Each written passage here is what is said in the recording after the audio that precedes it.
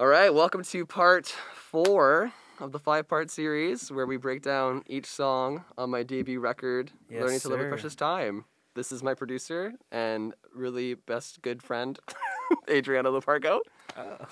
That's one way to put it. That's how I put it. And I'm Taylor Simpson, the artist, in case you didn't know. Best good friend. Best good friend, best goodest friend. It's like my best good okay friend. It's like the best good friend I have. Not quite best friend, just best good friend. The best good friend. Oh man. So so if you haven't watched any of them, go check out the other ones. We're breaking down track by track on the record, just giving you some behind the scenes of what's going on and how these songs came to be and all that kind of stuff. So this video is about song 7 and 8 on the record. And song number 7 on the record is I don't even know how to describe this song. It's called Interlude. And Adriano, take it away. Oh, sure. Just let me figure out this mic Situation, yeah. This is just a really heavy microphone. All right. I do have something very,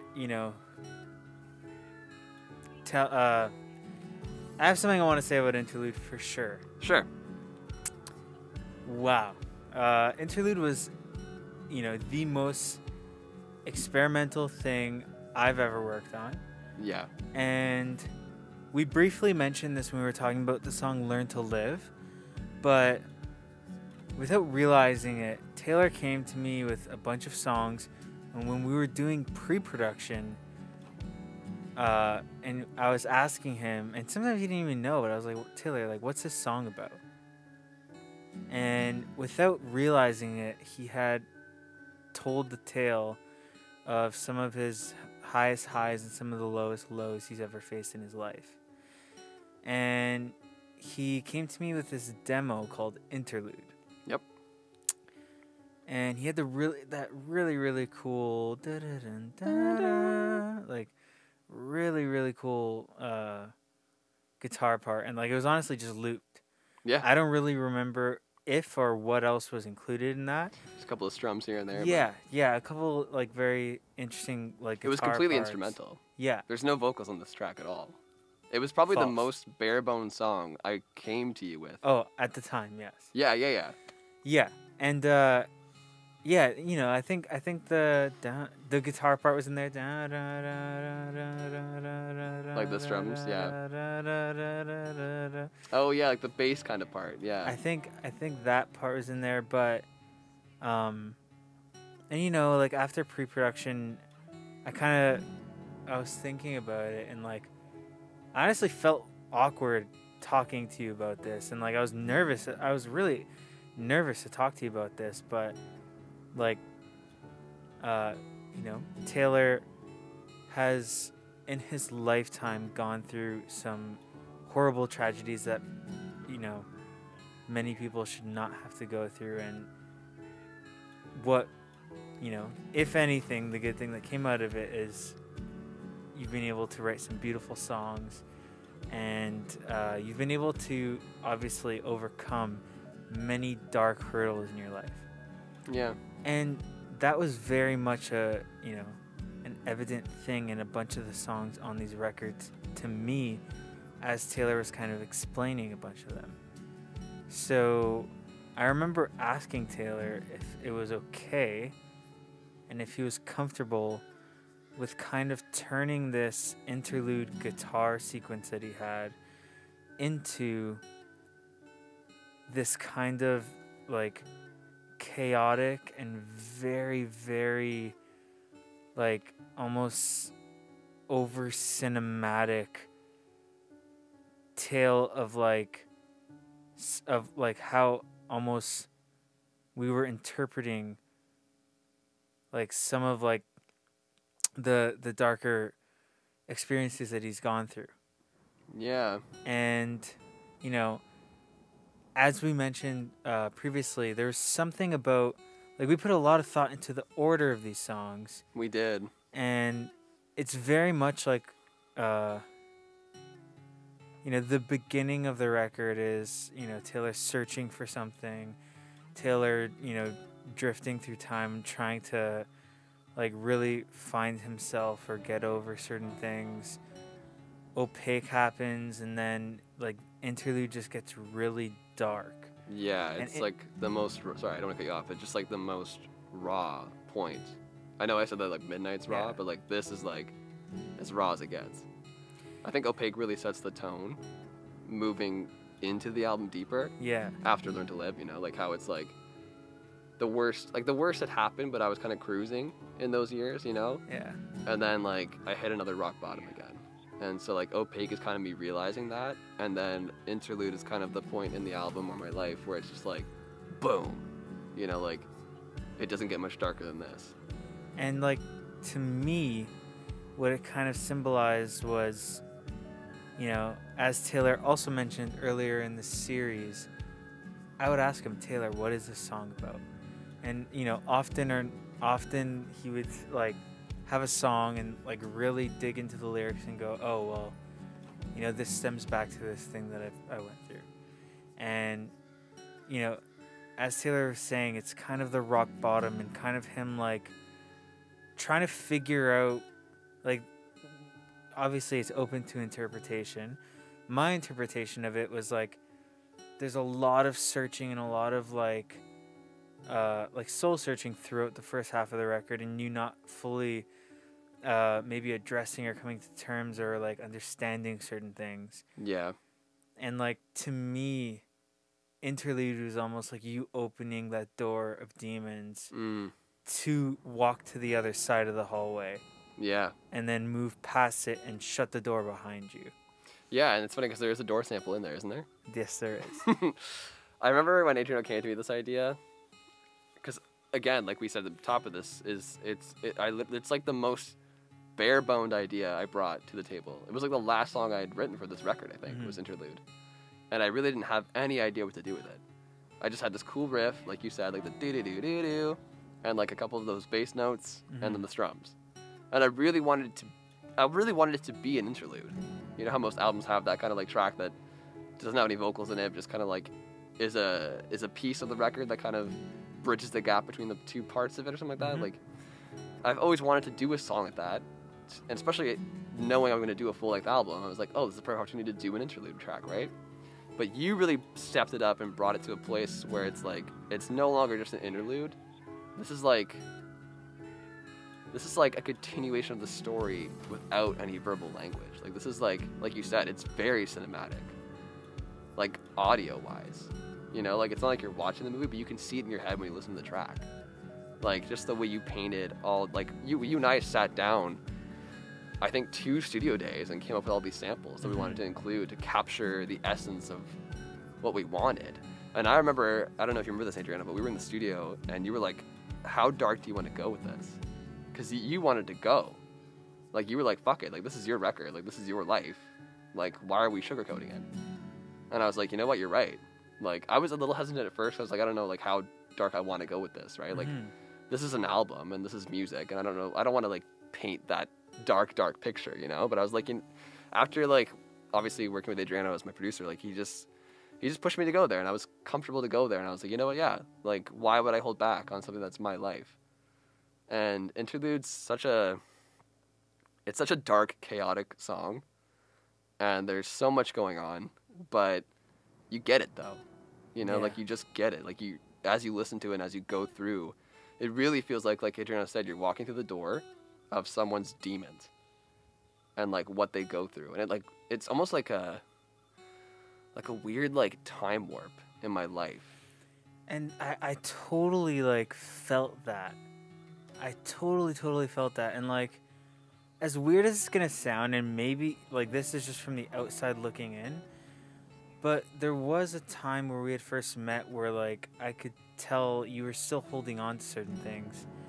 So like, and then, you know, the last couple songs on the record were so beautiful and overcoming, and I just like, I feel like I've seen you at a point in life where you know, you were a little bit, you know, broken. Yeah. I've seen you at points where you're certainly broken and maybe had a little bit more lack of direction. Yeah. and just like free searching and trying to find your way. Mm-hmm. And like I'm very happy to say that I've seen you accomplish and overcome tremendous things. Thank you. And like I've seen you walk past that door for miles. Right. But like there was just something, about certain songs that were on the record that was just like, and there, also a fact of like a lot of the songs on this record you had written for like years. Yeah. And yeah, like as we touched upon already. There's just something about like us getting some stuff down, you getting some stuff out, and you moving on, and certainly as we're here 2 years later, I could say moving forward on great things. Thank you, man. So, yeah, no. That's very much what Interlude meant to me. Very cool, as man. Obviously the producer, but also just as a friend. Sure, yeah, of Right. course. Because obviously you have an investment in this as well. Yeah. Just outside of even being my producer. Like, you are my friend. Yeah. And you've seen me go through some shit. Right? So it's like you're watching me spill out these songs. Right? And helping me guide the pieces, Mm-hmm. Yeah, Interlude's definitely like... It's one I go back to and I'm like, whoa, I can't believe we did this. Yeah. Like it's just something I never thought I would do sonically. Like I just never made anything like that. Like you said off the top, like this is the first, the craziest experimental thing you've ever done as a producer, right? Or musically in general. Like you and I wouldn't have sat down 4 years ago and come up with this. No way. We had to be in the headspace. It had to be the right time, the right place, and it had to make sense, and it just did. And I remember this song took work, I think. Like, this song really stumped us for a bit. Arguably, like, I don't want to say the hardest on the record, but it's definitely up there as, like... There is an uncomfortableness to it. Yeah. Right? Yeah. That, like... For a song that has no lyrics, either. That's crazy. Yeah. That, like, that's just how hard it was for this song. We both knew what it meant to us, so... Yeah. Yeah, for sure. And it's like... How do we get this right? Yeah. Like, how do we get what we have on paper? Because you and I made so many notes about this, like, what sounds we wanted to add. We wrote a whole storyboard for this song, remember? Like, we were really writing a movie in this song. We had the character, we had the whole thing he goes through, like, what sound comes in when to describe what feeling. Like, you and I wrote down a whole storyboard just for this one song. And, like, had to capture that and, like, really make it make sense, and, like, feel as much as we felt about it. Yeah. And I just think it's a good placement on the record. I think it's a song that people are going to be, like, taken back by. And if you've listened to it, then obviously. Yeah, it's a heavy one, man. Yeah, totally. But I'm glad that we did it. I'm glad that we did it. I just pray that people don't come upon it on shuffle, that they actually listen through the record and, like, because then it makes sense. Yeah, like this song in particular, like, it needs to be played in order. Yeah, totally. The other songs, it's okay, but, like, I mean, please listen to it in order. Like, like Adriano said, like, a bunch of times in these sessions, like, and I agree 100%. Like, we took the time and thought this out, the order. Like, it means a lot to us, and, like, we would really appreciate if you listen to it from start to finish. Because it's placed in a certain way that tells a huge story. Totally. Which is my life up until now, basically, right? Like, from a kid till now. And it really paints that picture, and, like, each song just, like, flows into each other too, right? Like, emotionally, and, like, it takes you on that journey at the beginning, and then this song just kind of, like, boom, brings you down to, like, the worst it can be. And then, the next session goes up more, but, like... Well, speaking of the next song... Yeah, so the next song in this part of the series is track 8? Track 8. And it is called Days and Nights. Wow. And I can tell you right now, Adriano loves this song. And I do too. It's a great song. And it features Adriano. Woo! Honestly, Days and Nights is a song of Taylor's that before pre-production, I had never heard. And Taylor and I were in a songwriting program together for a year. We played in a band together for many years. And, like, this was a new song to me, and I was like, oh my god. It was a new song to me too. It was like the second last song I wrote for the record. Oh, really? Because I wrote Interlude last, but I wrote Days and Nights, like, maybe a few months before pre-pro. Yeah. It was pretty fresh. So I had never heard it, and I was just, like, floored. I just, like, the writing on it and the upliftingness to it was just, I just thought it was so beautiful. And you know, Taylor, in asking a bunch of people to take part in the record, he asked me to do some vocals on it. I love trying to figure out harmonies. Like, I'm not saying I'm phenomenal at it, but there's some cool just sing-along harmonies that I felt were really nice there. And then there's some oohs in the last build-up. So good. That, like, I did, like, I can't even remember exactly what I did, but there's, like, a high and a low, and they're panned in a way that just, like, it's so really cool made did, it, man. everything, like, yeah. just, like, spread out and, like, just made it feel bigger. Yeah. And, dude, I wrote this song, like I said to you, a few months before we even started pre-pro, so it was, like, pretty fresh. I knew when I finished it, like, when I put the pen down, you had to be on it. Really? Yeah, I, like, right from that moment. Interesting. That's why I asked you. Because I knew, like, listening back to this song, I was like, this is such an Adriano song. I was just gonna say, didn't you, like, that's something you said, something like that to me, and I'm like, oh, why? I love the song. It just is. It's just an Adriano song, you know? Like, if I could encapsulate as much as I can an Adriano song with my style, like, this is it. And I just feel like your vocals would do so much to it. And it did, obviously, you know, because you listened to it already. It's out now. Yeah. But I just had a feeling. I was like, he asked me on this track. And it's funny because I felt hesitant on if I should be on it, because I thought it was coming together so well, and I just thought it sounded incredible. And, like, I didn't want to ruin it. Oh, my God. But, you know, Taylor convinced me to do a couple of vocals, and I, you know. I'm glad you did, because that elevated the song to a new level. And that build-up ending. It's so cool. This is another song where I tried to, like, break traditional songwriting, too. Yeah. Like, it's less experimental than Opaque, because it has, you know, verses and choruses and stuff. But that outro was, like, very different. And, like, just, like, the outro was another one of those things where, like, I can't tell you exactly why, but something just came together. Yeah. Like that's one that, like, grabs me as I'm listening to it, and I'm like, in it, and I feel it, and, like, just something worked. Absolutely, dude. You know? It's such a vibe. This song, like, I hate using that term, but, like, it's true though. Like, this song is such a good vibe, you know, and, like, it's purposeful too. Like, it comes right after Interlude, which is, like, the darkest song on the record, and, you know, when everyone hits rock bottom, you can only go up from there. Exactly. And so I wanted to capture that feeling in a song, you know, hence why I wrote Days and Nights towards the end, which is when I'm in a better place in my life, right? And I was able to write it like that because I was in a better place.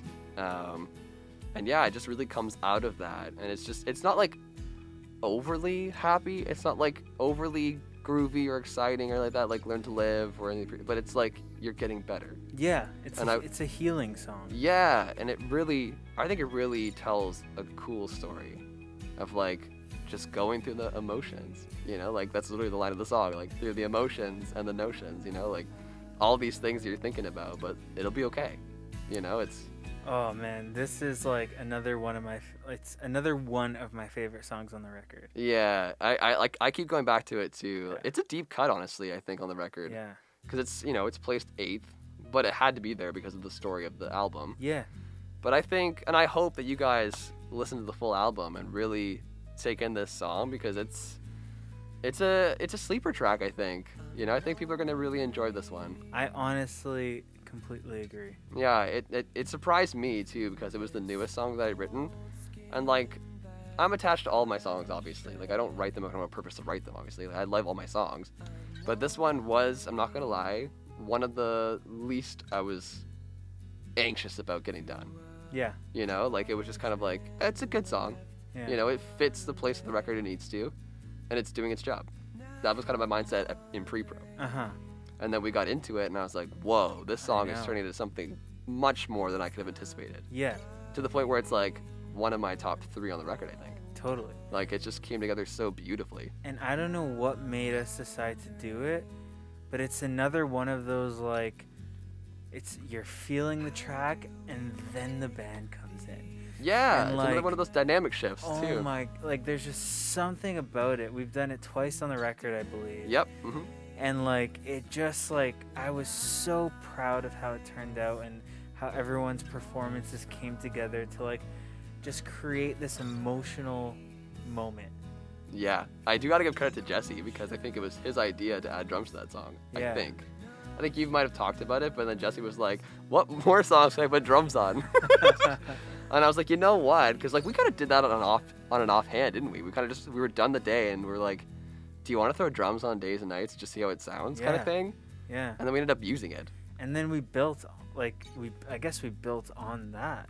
Yeah, because there's a whole like there's a whole section that like builds from when the drums come in. Yeah, because it comes in the last chorus, but then the whole outro we just keep playing drums, just do the whole thing, because it's just like you know, like it's just like beautiful. It elevates the song, and like I gotta give mad credit to Cassie again. This is another song where she really shines. Yeah. With the piano parts.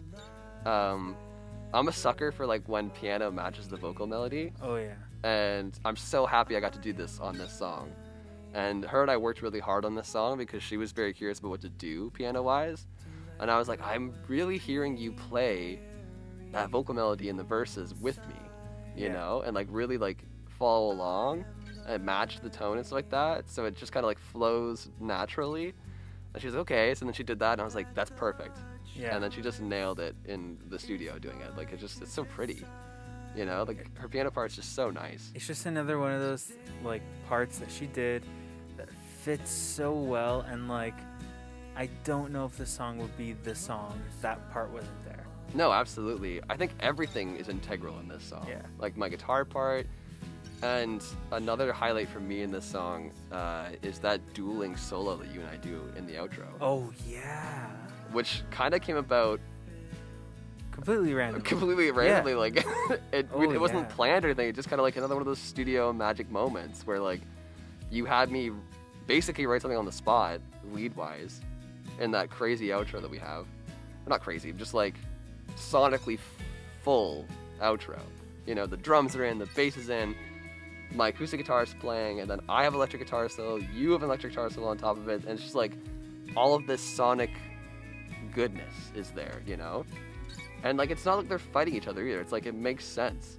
Yeah. Like they sit nicely together, and I just like this is so cool listening to it. Like how it's like two players, but it like they both make sense in the part. Yeah. I don't know, I love that part. It's nice. Yeah. Days and Nights was it's another one that just, you know, I'm very, very proud of how it turned out. Yeah, man, me too. It's a really, really nice song, and I really love your vocals on it too, man. You did a really good job. Thanks. I love the chorus parts and those crazy oohs that you did at the end. Like the contrasting of like the panning up and down and like the harmony parts. Mm-hmm. It's just a nice touch to end the song, you know? Yeah, this is a good one, man. I'm really happy. I'm really proud of this song, going from like not expecting anything at all from this song to like, whoa, this song turned to something I didn't ever anticipate it being. Totally. You know? But yeah, that's Days and Nights, man. All right, so that's the end of part 4. We got one part left, part 5, for song 9 and 10. So go on and click over to that one. Yes, sir.